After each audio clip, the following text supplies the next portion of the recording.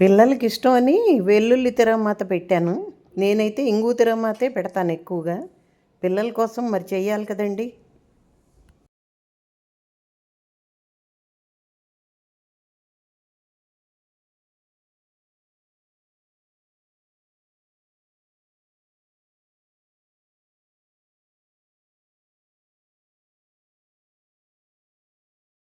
అందరికీ నమస్కారం అండి. పద్మిని పొత్తూరి ఛానల్కి స్వాగతం అండి.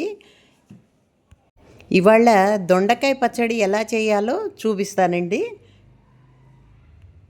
వచ్చేయండి మరి వంటిట్లోకి.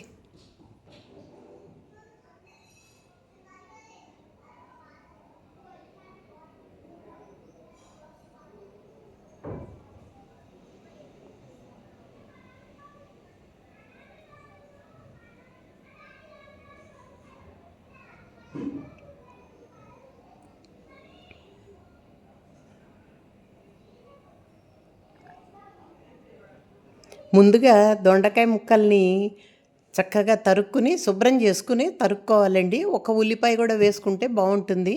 కొద్దిగా నూనెసి వేయించేసుకోవాలి. మనకి తొందరగా మగ్గాలి అంటే ఒక చుక్క నీళ్లు జల్లుకోవచ్చండి. ఉప్పేసి మగ్గబెట్టేస్తే మగ్గిపోతుంది.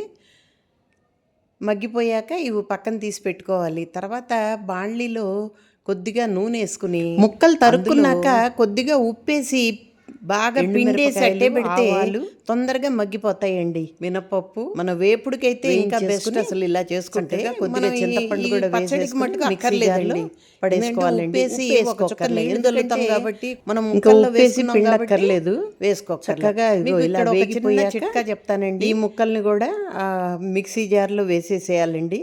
వేసేసి గ్రైండ్ చేసేయాలి. తర్వాత కొద్దిగా ఆవాలు, ఎండుమిరపకాయలు, వెల్లుల్లి రెమ్మలు కూడా వేసి తిరగమాత పెట్టుకుంటే చాలా రుచిగా ఉంటుందండి.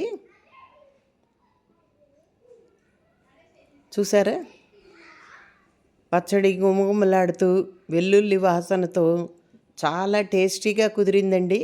మీరు కూడా ఒకసారి చేసుకుని చూడండి. ఎలా వచ్చిందో నాకు కామెంట్ రూపంలో తెలియపరుస్తారు కదా.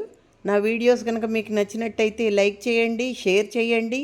ఇంకా సబ్స్క్రైబ్ చేసుకొని వాళ్ళు సబ్స్క్రైబ్ చేసుకోవటం మాత్రం మర్చిపోకండి. మీ పద్మిని పొత్తూరి. వేడివేడి అన్నంలో కానీ చపాతీల్లో కానీ చాలా టేస్టీగా ఉంటుందండి. ట్రై చేయండి ఒకసారి. Thank you.